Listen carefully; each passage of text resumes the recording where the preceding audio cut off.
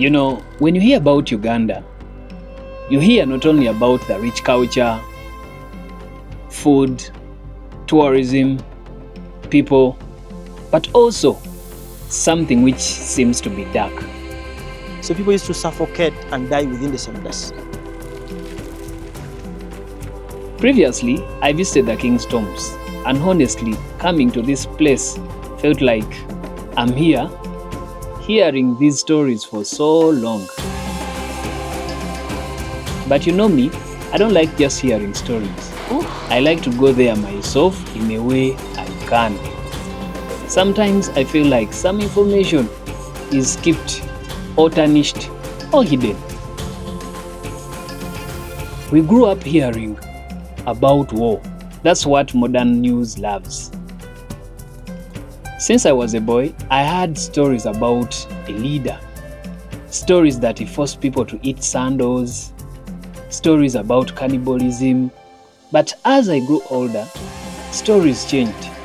I started hearing about development, patriotism, infrastructure, military strength. And suddenly, I'm confused. Which one is true? On the media, foreigners made even movies portraying only the dark side. And I kept wondering, how can someone tell a story of another society and the only thing they choose is darkness? Maybe the one who controls the media controls the story. Among all scary stories, there was always this one about a dungeon used as a torture chamber. Bullet holes. When you look inside here, there's even the remnant of the bullet as well. Oh, it's a bullet.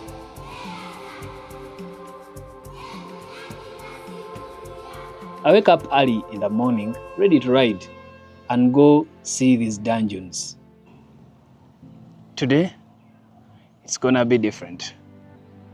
And I think this is a chance for me to share this too. I always believe in experience. And I know that some things, some people will tell you to do them, but some things, you're supposed to discover them yourself. And you follow your gut, where it's leading you. Maybe those are some of the silent messages that you receive from your inner self or your spirit. But when I check my bike, the truth is there's less pressure. I need to top up. I think let me put some pressure because my tire, there is less pressure in it.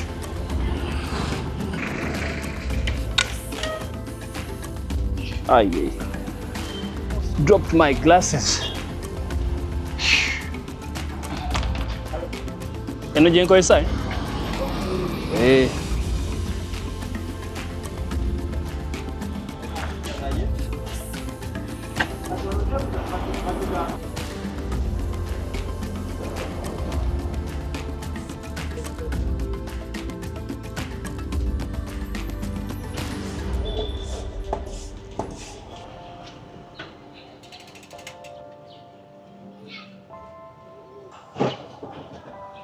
These pumps, yeah, because I have a full suspension bike, I have to add in some pressure. This one.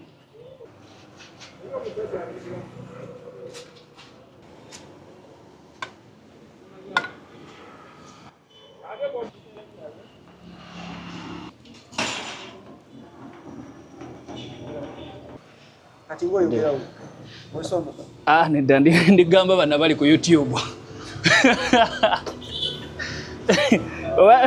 Owana banyinjogera zeka. Musajja.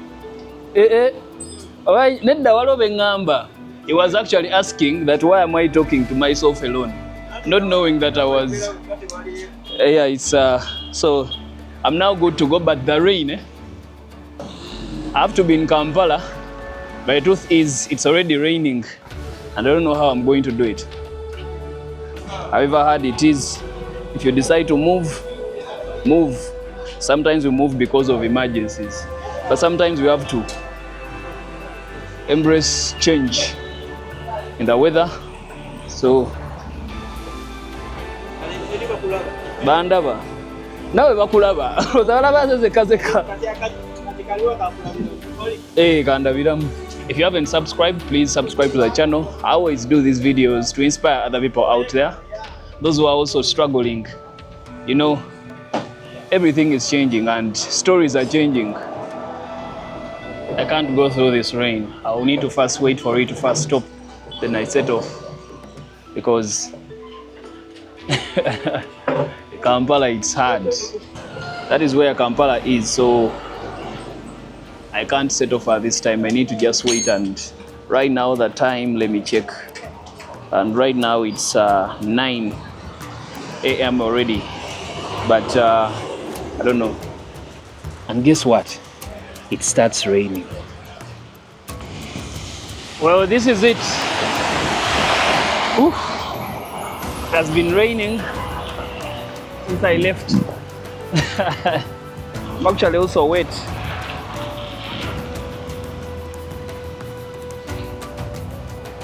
Still raining. It rains the whole day, so I insist to go. But the truth is, as I proceeded through this rain, I fail. Sometimes failure is a lesson. So I treat every moment as a moment that serves my purpose. So I wait for 7 days.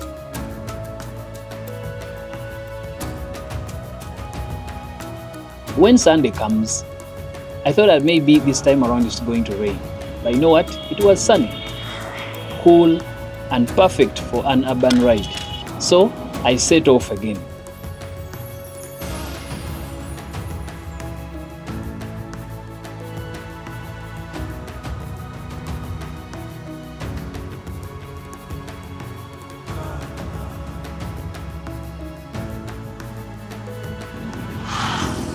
Today I'm not here to point fingers. Nope. I'm here actually to also go and experience myself. Because the past is the past. But we learn from the past what happened. So, you know, I'm a local tourist, whereby I always move to show you, sometimes to share my stories to you. So, it's up to you to judge, okay? But not always judging, or not always basing on what the media always portrays. But you know the media, someone who has the power, and the media puts in what they want to put. So for me, I have my own belief system, and I don't always want to base on what other people say. I always want to experience it myself, and not always to be judgmental without experience or without digging deeper.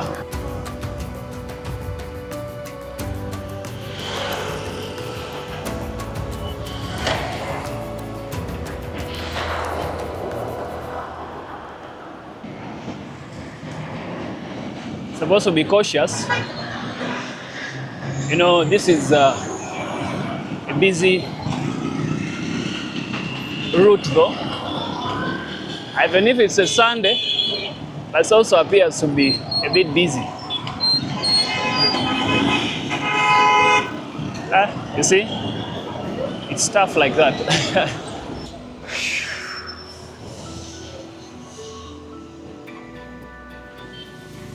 This time I make it. I reach the chambers right here at the palace of the King of Buganda. So I'm done with entering here at Mengo Palace, and I'm also going to tour around because we've been hearing stories. I think it's high time I also have a tour. So most welcome, and Ben St. Peter is my name. I'm from the Buffalo clan, working with the Uganda Heritage and Tourism Board as a tour guide. So within this place here, we always give information about 3 kings study within this place. We always give information about the first president of Uganda, and he was the king of Uganda Kingdom. Okay. And then we have the history of Obote, the second president of Uganda. And lastly, the last president to use this place, that was Idi Amin. We have the canon, the king's compound. That is canon of Idi Amin. And then we have the car remains for the first president of Uganda. He was king of Buganda Kingdom. Down there we have the dungeons or the torture chambers of Idi Amin. So those were offices before the attack of this palace in 1966. These were the offices? Yeah, they were offices for the first president of Uganda, the king, that was King Mutesa II. Okay. When this place was attacked, the current king shifted these offices from this place to the other parliamentary building, the Bulange building. Yes. Now this one turned into houses for security families. Some security families stay here, but some of them, buildings are very old, they're out of use. Okay. Yeah. It was the road, and they could use big trucks, for example, lorries, to take those people there down. They could pass here? Yes. So in this place where we are, that is the torture chambers of Idi Amin. So as you're seeing the log, that it is welcoming you to Idi Amin's armory. So it was an armory, it was a store of weapons, but it was later turned into a torture chamber within a short period of like 6 months. Now Idi Amin, when he was coming, he was a good person, he was a great president. Within a short period of time, he changed, and then he turned to be a dictator here in Uganda, whereby he never wanted someone talking about his bad governance. So Idi Amin used to kidnap intellectuals mainly. These were the intellectuals, teachers, lawyers, doctors, big important people in the nation. So those people who could influence others, who could speak and others follow. So these were the targeted people. Idi Amin used to kidnap them from Kampala surrounding areas, park them in surrounding cars, drive them in Kampala for almost 7 hours, for the people to be confused that they are far away from Kampala after they were driven inside this place. No one survived in this area, as you're going to see. That place had water, it had electricity, so people were electrified using electrocuted water. And then after being electrocuted, they could pick them from water, and then they were packed inside the cells. When the cells, there was a sliding door. So these people, by all means, they had to die because the building is constructed under the ground. So people used to suffocate and die within the same place. Tonight, Idi Amin used to come here with his soldiers, pick dead bodies from the place, pack them on lorries, used to assemble them alongside the road to scare people not to talk about his bad governance. Some dead bodies were dumped in Lake Victoria to be eaten by big fish. I think you saw the film called Last King of Scotland. So that is what we have here. And that's why the current king decided not to stay here, because of the bloodshed within this place. We are people, and information is what we are made of. There is no perfect society. Everywhere there is chaos. And when chaos eats us inside, we pass it on. But when we forgive and accept the truth, we find peace. And that peace can be passed on too. This is a place, and I'm seeing it's a bit high. Yes. They are very up in order to meet the heights of the lorries for easy offloading weapons, unloading weapons. What do we learn from President Idi Amin Dada? Despite the killings and the dark history Idi Amin Dada did, he was a good president in terms of infrastructures, developing the nation. For example, if you look at the infrastructures of Idi Amin, they are very strong, and it was original. For example, when you look at the Entebbe International Airport, because it was constructed by Idi Amin, the good referral hospitals for Idi Amin, and then on the regime of Idi Amin, Uganda was economically stable. On the regime of Idi Amin, Uganda used to give support to other different countries, for example, Singapore, Dubai, and so many others. We are the one giving them in terms of finance and even some food. But now? Now, things are changing. Things are changing. Yeah. So now, the killings made Idi Amin to be a bad person. But in terms of developing the nation, he was so higher, because he made all those things within 8 years. Actually, when you see this place before you come, when you see it on, I will take the pictures, you might not think that it's this high. It's high for sure. It's very high. It had a sliding door on the cells. It had the main metallic door. This was the main metallic door. Yeah. It had electricity. When you see there, you can see the black wire. That was the electric wire. When you look down here, you can see the black line down. Yeah. That was the water levels. Oh. Yeah. This one is the black line. You can see. You can differentiate between this up and in there down. Yeah, because I'm seeing as if here, if you're seeing that flat line, that was the water level. The water level was around, actually, almost where my calves start from. Okay, and it was electrified. On the cells, there was a sliding door, as you can see. As I told you, it was an armory. There are some 2 to 3 ventilators on each cell. When Idi Amin turned it into a torture chamber, ventilators were closed away so that the people can suffocate and die within the press. So they were packed inside, and then you could slide the gate, lock them as weapons. Since the building is under the ground, people used to suffocate and die within it. So no one survived this place. And these were mainly men. In the 1970s, mainly men were in politics. There was no man killed within this place. Yeah, I'm seeing some writings on the wall here. What does it mean? So we have a lot of writings because we have a lot of visitors from nursery level to universities. So we always have young ones always come and tour this place. And whenever they come within this place, we give them history of this place. At the end of the day, they end up getting that sadness with them. They always write on the walls. Yes. So some of them, they are not original writings, but you have some original writings. So when you look at up there, you can see the writing. That is original writing.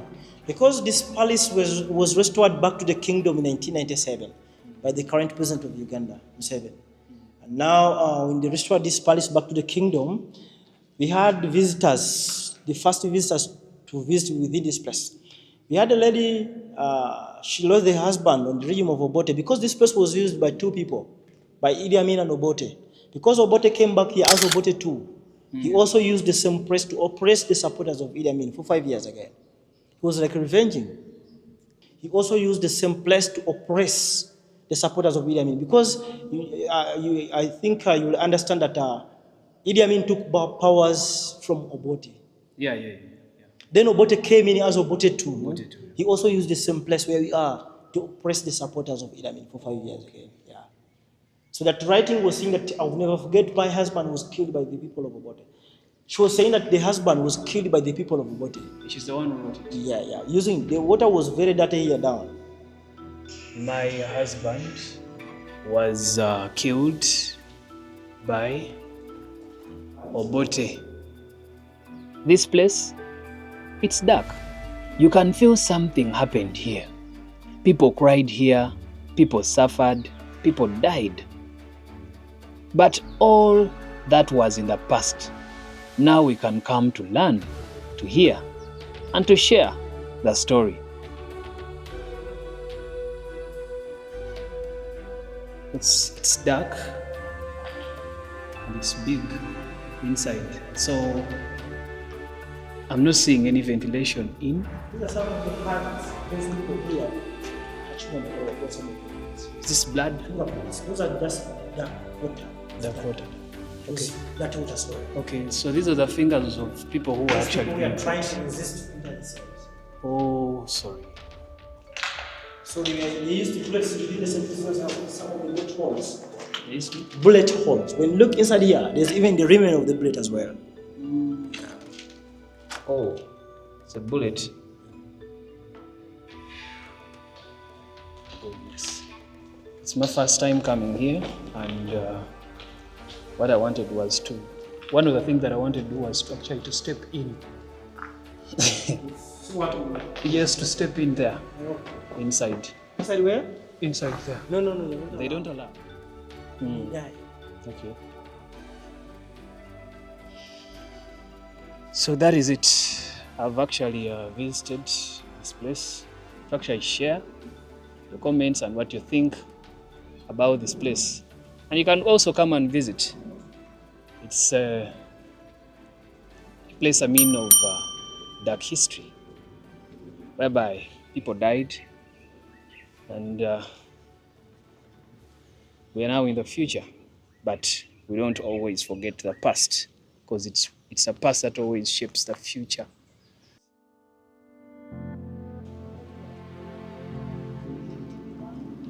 Yeah, this is the cannon,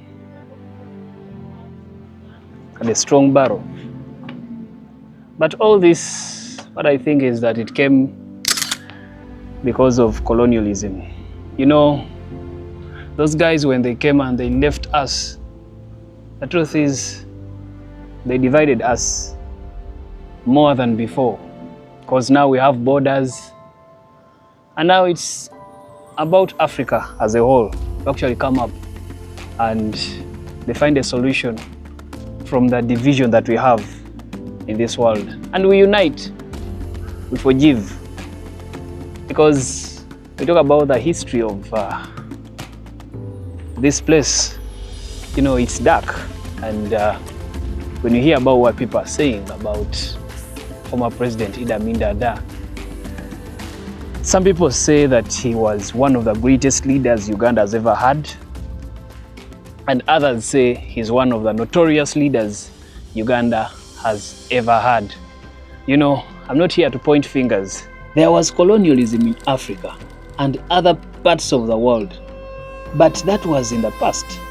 We have brothers and sisters from Europe today who come to visit us, but we can't hate them because individuals are the ones who caused these things, not the whole society. Wherever you go, there are dark stories, but again, there are some beautiful ones.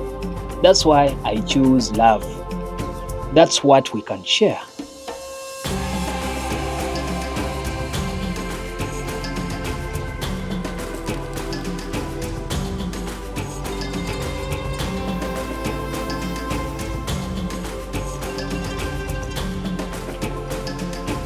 Oh, this is how it is.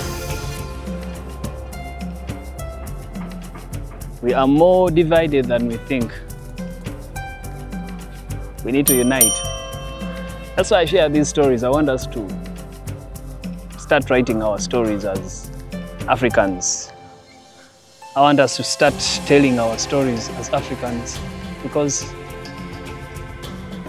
you know, it's our past and we have to use that to forgive. We have to use that to learn and to unite more than before. When you look at this history, some perpetrators might be alive, some victims too, some lost, some forgotten. But in the end, all fingers point to one man, the leader. But even in our homes, sometimes you fail to control your own children. How about the whole nation? I'm not here to point fingers. I'm here to experience, to reflect, and to move on. Let's share love.